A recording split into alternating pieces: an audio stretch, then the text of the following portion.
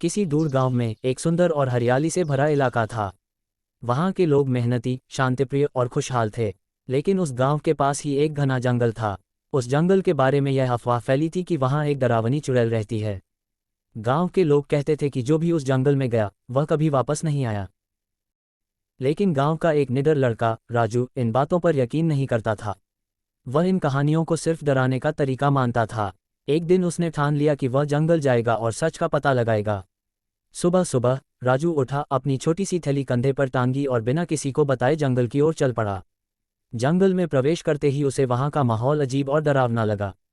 ऊंचे ऊंचे पेड़ थे जिनकी शाखाएं सूरज की रोशनी को भी जमीन तक नहीं पहुंचने देती थीं। चारों तरफ सन्नाटा था जिसे कभी कभी हवा की आवाज तोड़ देती थी। चलते चलते उसे किसी के रोने की आवाज सुनाई दी। वह आवाज का पीछा करते हुए एक बूढ़ी औरत के पास पहुंचा। वह औरत एक पेड़ के नीचे बैठी रो रही थी। उसके कपड़े पुराने और फटे हुए थे। उसका चेहरा थका हुआ और दर्द से भरा था। राजू ने धीरे से पूछा, माँ, आप क्यों रो रही हैं? आपको क्या हुआ है? बूढ़ी औरत ने आंसू पोंछते हुए कहा, बेटा, मैं कई दिनों से भूखी हूँ। कोई भी मेरी मदद नहीं करता। लोग मुझे देखकर डर जाते हैं और मुझसे दूर भागते हैं।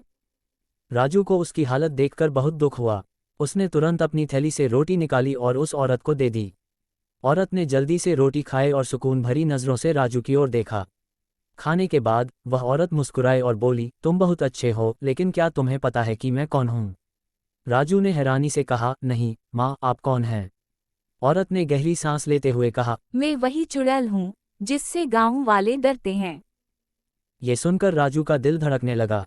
लेकिन उसने खुद को संभाला और हिम्मत से कहा, माँ, अगर आप चुड़ैल भी हैं तो भी मैंने आपकी मदद इसलिए की क्योंकि आपको ज़रूरत थी। मैं यह नहीं देखता कि कोई कौन है, बस ये देखता हूँ कि उसे मदद चाहिए या नहीं। चुड़ैल ने राजू की बात सुनकर अपनी आंखें बंद की और कहा, तुम्हारी इस दया और नेकदिली ने मेरे दिल को बदल दिया है। लोग मुझसे नफरत करते हैं और डरते हैं। इसी डर और नफरत ने मुझे अकेला कर दिया। लेकिन तुम्हारी इस दयालुता ने मुझे एहसास दिलाया कि दुनिया में अब भी अच्छे लोग हैं। अब मैं वादा करती हूँ कि मैं किसी को नुकसान नहीं पहुँचाऊंगी और इस गांव की रक्षा करूंगी। चुड़ैल की बात सुनकर राजू को बहुत खुशी हुई। वह गांव वापस आया और सबको अपनी आपबीती सुनाई। पहले तो किसी ने उसकी बातों पर यकीन नहीं किया, लेकिन कुछ दिनों बाद जब जंगल से कोई डरावनी घटना सामने नहीं आई तो लोगों को यकीन हो गया कि चुड़ैल सचमुच बदल चुकी है। गांव वाले अब बिना किसी डर के जंगल में जाने लगे।